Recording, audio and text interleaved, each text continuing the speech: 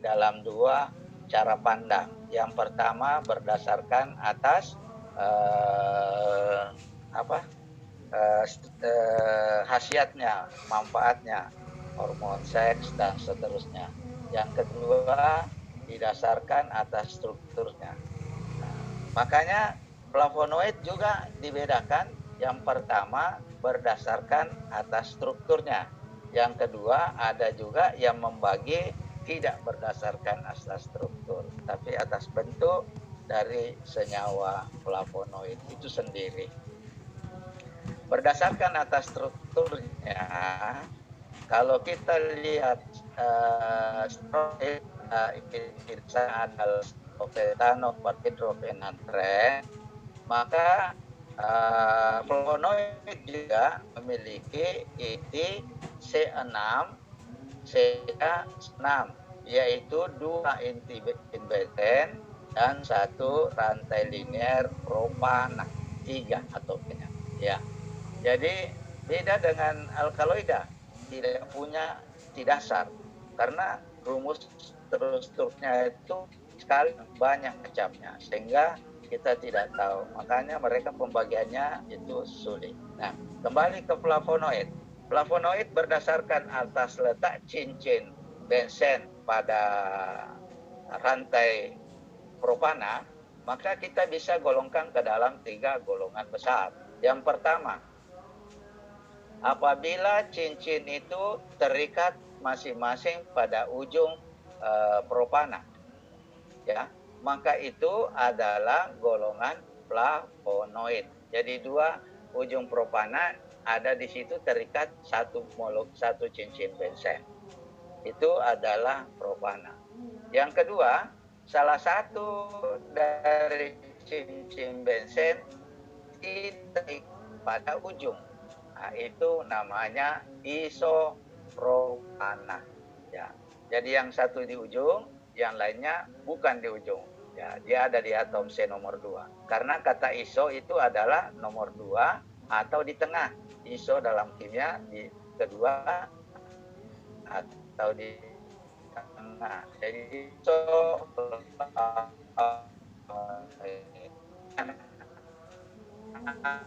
kedua niat pada sebut saja maknanya neoflavonoid.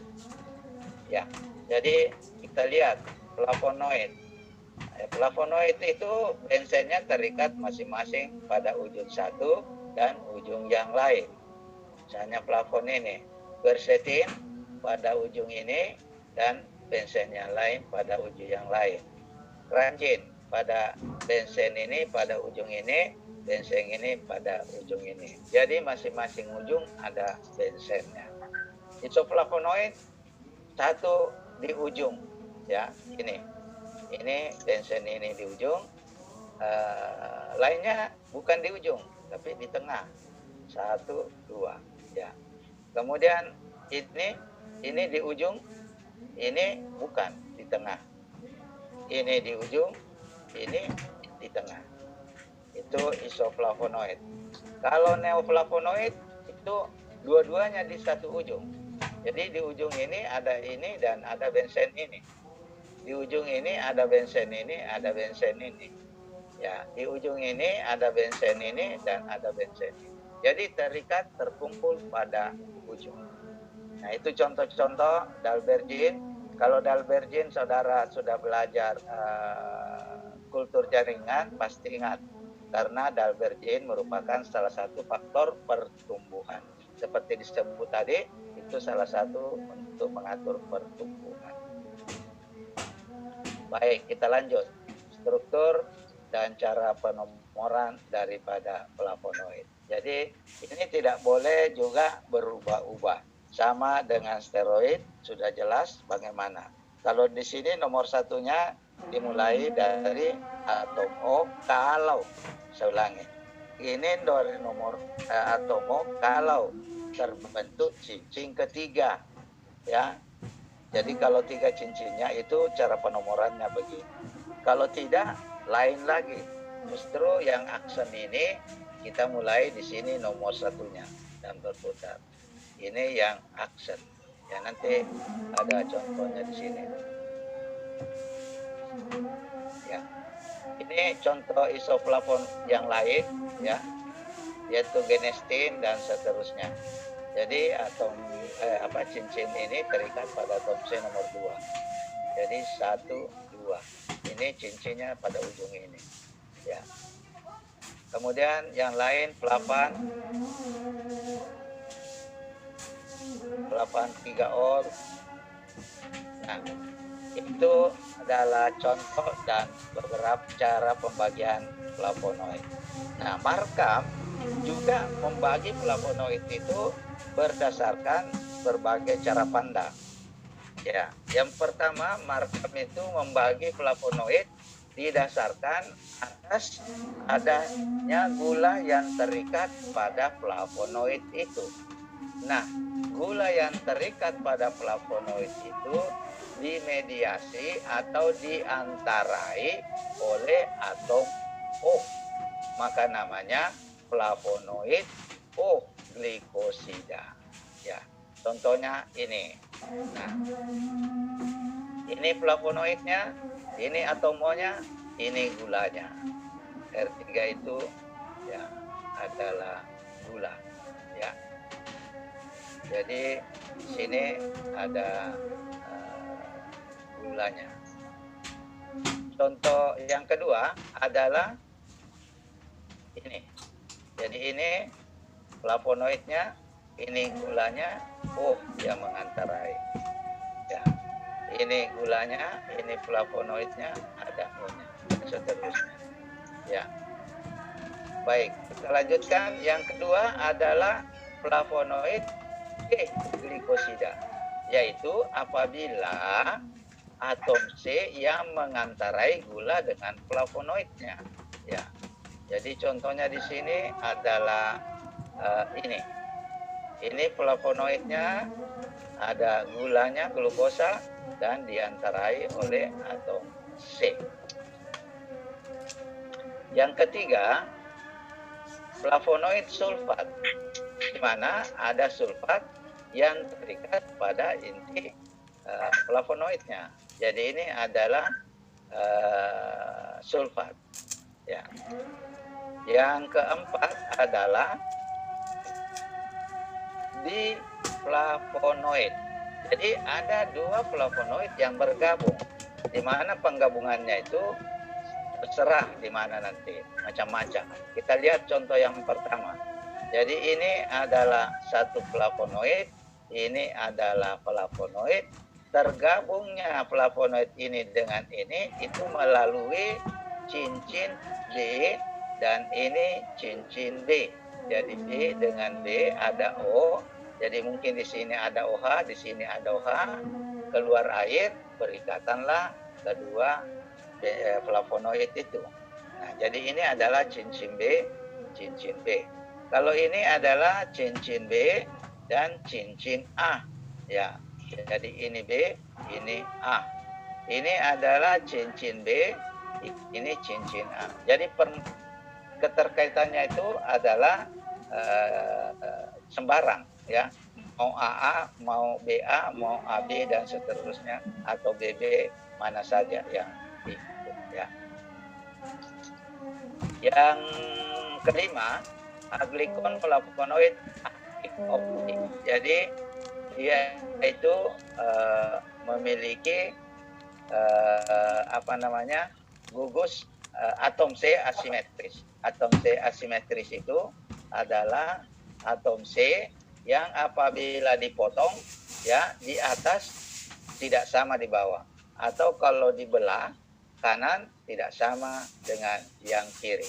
Itu namanya atom C asimetris. Kalau di atas sama, itu namanya simetris. Baik, kita lanjut. Bagaimana asal-usul biogenetik daripada flavonoid? Nah, ternyata Robinson juga sebagai peneliti pertama memberikan usulan biogenetik. Ya, ingat pelajaran kita waktu semester kemarin, biogenetik itu hanya berdasarkan atas fakta. Ya, memang Robinson pada saat membuat statement bahwa flavonoid itu adalah dibuat berdasarkan kondensasi asam amino penyusun alkaloida itu, nah itu ada dasarnya ya, yaitu reaksi manis, ya kondensasi manis, di mana terjadinya kondensasi antara N dengan atau men dengan karbon kalau itu berasal dari gugus aldehid dan gugus amin. Nah, Robinson cuma melihat karena ada C6, C3, C6, maka Robinson biogenetiknya mengatakan flavonoid itu disusun dari dua molekul, dua cincin ben dan satu molekul propana. Setelah diteliti, ternyata itu keliru. Ya. Nah, itu tadi yang saya bilang, kalau dia membentuk cincin C, maka nomornya dari atomo. Tapi kalau tidak dia terbuka, maka dimulai dari atom C, cincin B nomor 1 dan seterusnya. Ya, ini. Boleh? Iya. Nah, tentang biosintesis asal-usul daripada flavonoid, itu dilanjutkan oleh Beers. Dan Beers mengatakan bahwa flavonoid itu disintesis melalui dua jalur, ya, yaitu jalur fenilpropana dan jalur poliketida. Fenilpropana lewat asam sikimat dan poliketida itu membentuk bensen. Jadi fenilflavonoid dibentuk dari gabungan satu molekul bensen dengan satu unit fenilpropana. Dan inilah yang dianut sampai sekarang. Dan kita bisa lihat hubungan biosintesa masing-masing flavonoid itu banyak, ya, ada.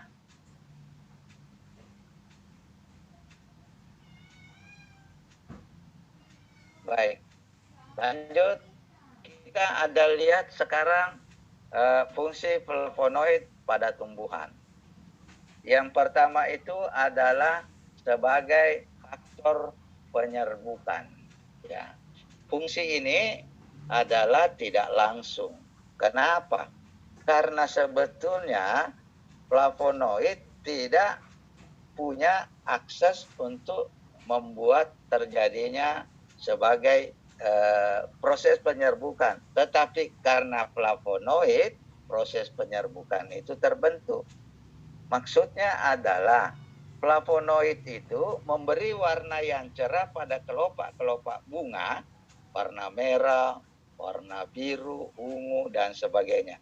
Sehingga serangga yang melihat warna itu tertarik untuk menyari sari-sarinya yang ada di situ, dan tanpa sengaja serangga ini tadi menginjak daripada benang sari dan jatuh mengenai kepala putik, maka terjadilah proses penyerbukan. Jadi fungsi dari flavonoid di sini adalah tidak langsung. Yang kedua adalah fungsi pengatur tumbuh. Juga di sini tidak langsung. Nah, dalam tumbuhan itu ada yang namanya senyawa indol acetic acid, disingkat IAA.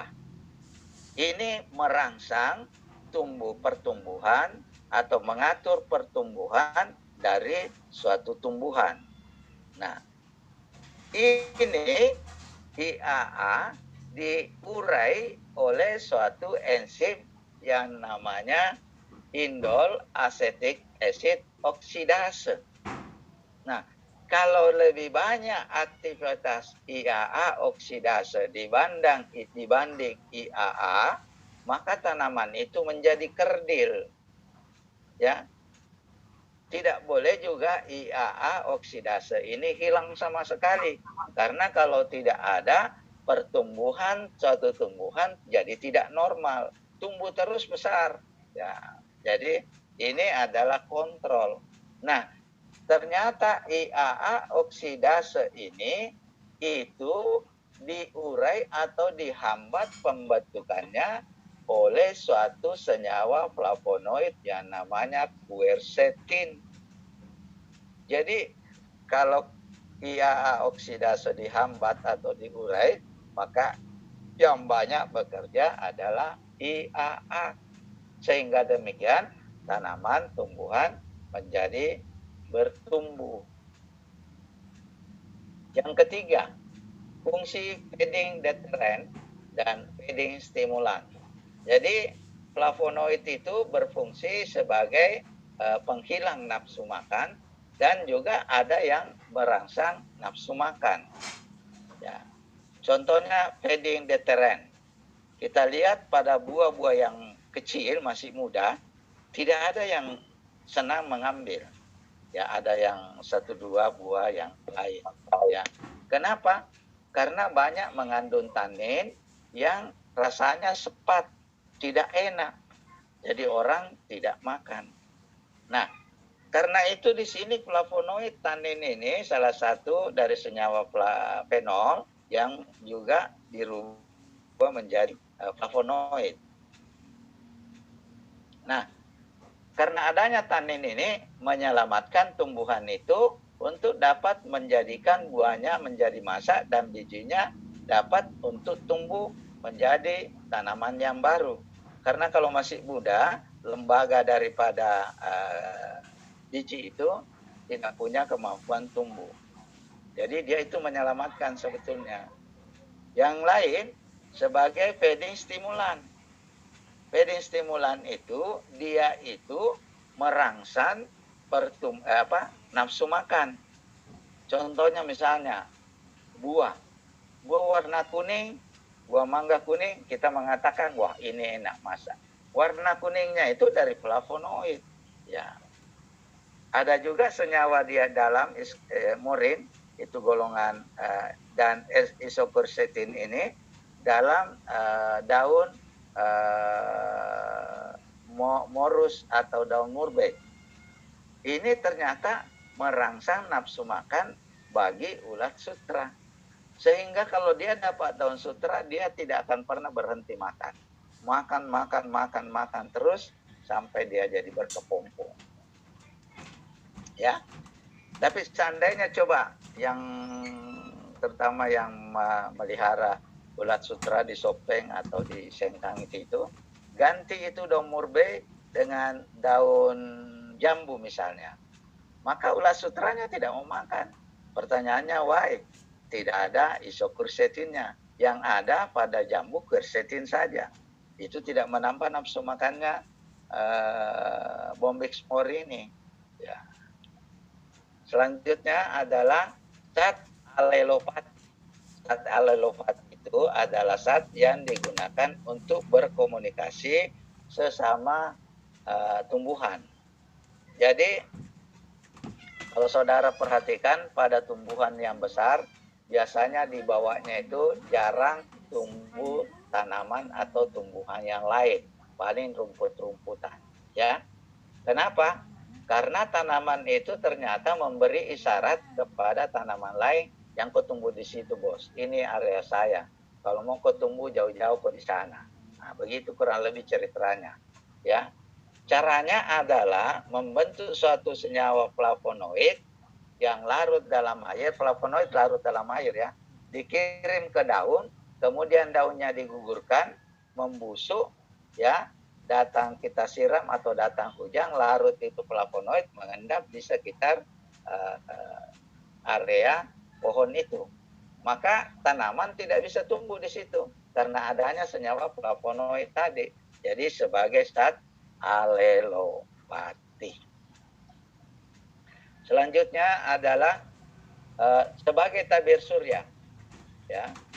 Sebagai tabir surya ada yang bisa kita lihat di sini yaitu kemangi ya atau cemangi ya. Kemangi ini contohnya yang ada di Indonesia dan yang ada di Selandia Baru. Ternyata kadar flavonoidnya itu beda. Di Selandia Baru itu tinggi-tinggi flavonoidnya.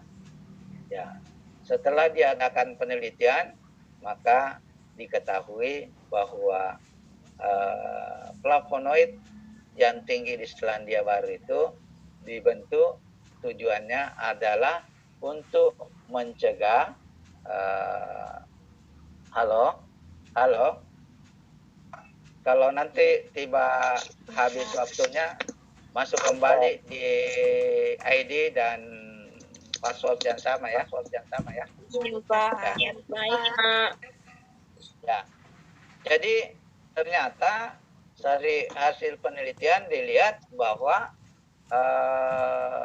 flavonoid itu tinggi di kemangi yang ada di Selandia Baru karena ternyata Selandia Baru daerah industri itu banyak sudah ozon lapisan langit itu yang bolong-bolong sehingga paparan UV itu langsung ya tidak lewat situ langsung karenanya dapat membuat tanaman itu mati. Oleh karena itu, maka untuk menghindari paparan ini, maka ditinggikan kadar flavonoidnya untuk mencegah. Nah, dari situlah digunakan antioksidan flavonoid ini sebagai suatu bagian dari formula bedak tabir surya. Ya. Baik. Selanjutnya, cara ekstraksi daripada flavonoid. Ya. Flavonoid itu kalau sudah kita lihat adalah bersifat polar karena banyak OH-nya ya. Tetapi kepolarannya itu bervariasi sehingga ekstraksi daripada flavonoid itu ada dua faktor yang perlu kita perhatikan. Yang pertama adalah faktor daripada sifat polar flavonoid itu sendiri dengan melihat strukturnya.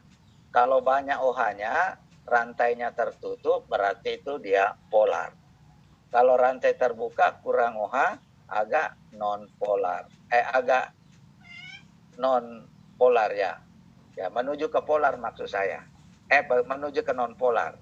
Nah, karena itu kita bisa menggunakan variasi pelarut, ya, yaitu dari etanol mungkin paling jauh sampai kloroform.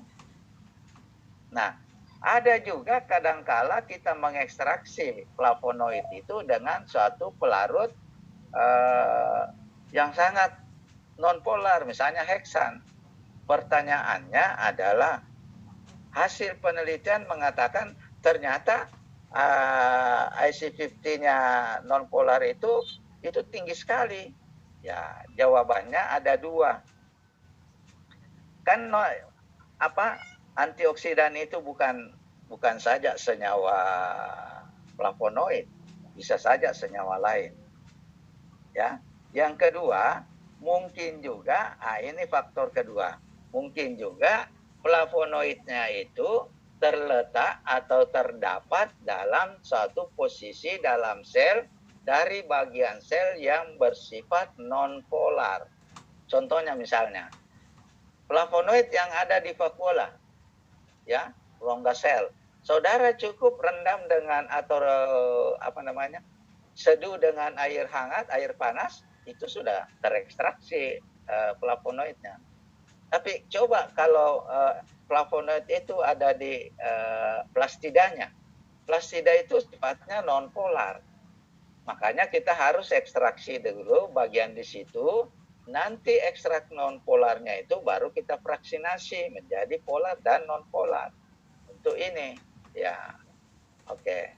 Jadi itu adalah cara ekstraksi dalam pertimbangan ada dua faktor. Dari strukturnya dan dari letak flavonoid itu dalam tumbuhan. Ya, jadi pelarutnya bisa dilihat yang digunakan itu yang mana ya.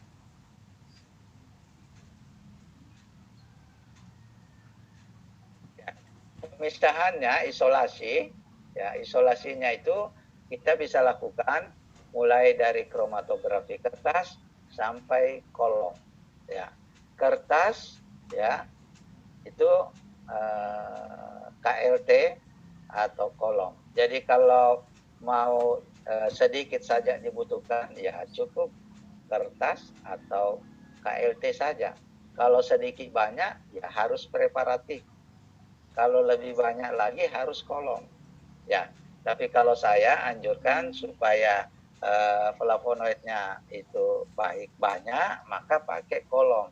Cuma memang kolom pengerjaannya agak sedikit rumit. Ya, nah kalau saudara lihat eluen daripada flavonoid itu ada berkisar di butanol dengan asetat. Ya, ada juga yang sudah standar BAW. BAW itu adalah butanol, asetat, water. Ya, itu perbandingannya kita bisa rubah 415, 10, atau kita rubah jadi 325 atau 323 41424 bisa saja. Jadi kita lihat bagaimana ininya. Makanya itu yang bagus sebetulnya untuk LUN itu kalau ada kita lakukan orientasi. Selanjutnya adalah ya, ini kolomnya kalau di kolom. Nah, karakterisasi dan identifikasi daripada flavonoid. Nah, kita banyak bisa lakukan. Ada uji warna, ada uji kelarutan. Kita melihat RF dan spektrum UV daripada flavonoid itu. Nah, kita lihat sekarang beberapa reaksi warna. Hanya uap amonium itu akan memberikan warna-warna intensif pada beberapa flavonoid yang spesifik ya. Nah, selain itu bisa juga terbentuk reaksi dengan perisulfat, periklorida, karena dia itu masuk golongan fenol, maka dia bisa membentuk besi 3 flavonoid yang berwarna gelap dari biru tua ke hitam. Ya.